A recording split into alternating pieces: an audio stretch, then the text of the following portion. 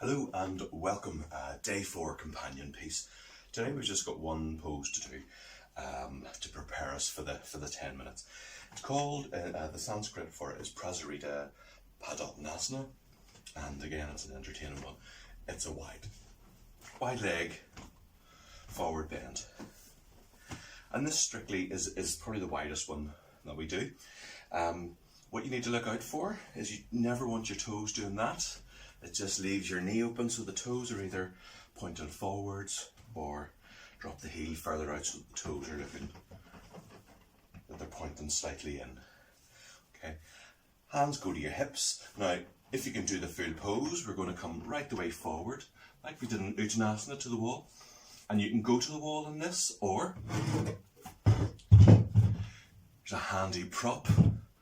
So you can go to you want to kind of stay wide across the collarbones, and if you can go further than that, you can work down the chair, but keeping this back straight. And I'll do it from the side in a second.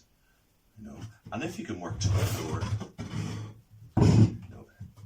to the fingertips, with straight legs, with a straight back, head in line rather than looking towards the camera.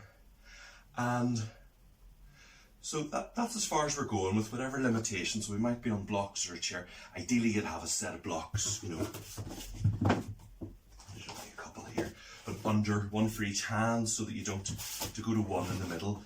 See how to do that? I'm sort of narrowing here, so we're always looking to keep broad across the collarbones, because remember, you're being broad across the tops of the lungs directly underneath them.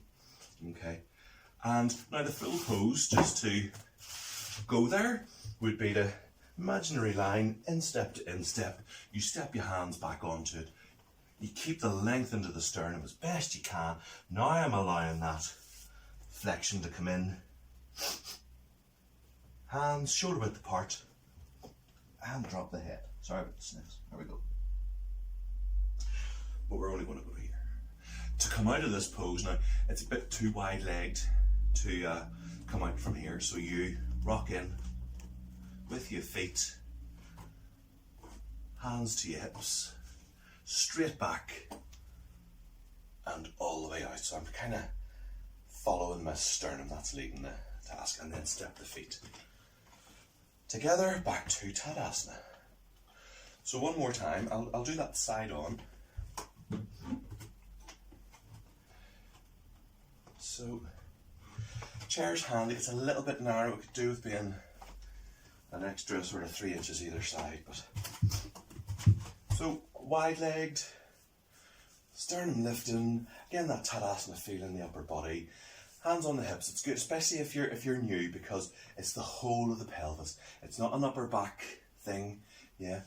It's the whole of the pelvis comes forward. See how my hands are moving?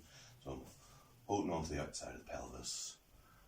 Whole thing, whole girdle comes forwards, ideally hips in line with feet, and then you go your full distance with a straight back, and then release your hands. So I would need a block to get there, but I can come a little further. Yeah.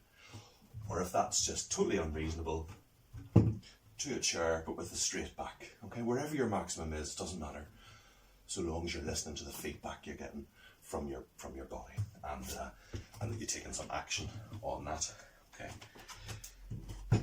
if you're listening to your body and your body's saying not quite happy about going that far or doing that, and it's not clear to you what the right action is, give me a shout, drop something in the comments, or email me, contact@betterwaytobe.life. And there we go, companion piece complete. 10 minutes of yoga lies ahead. Okay, cheers.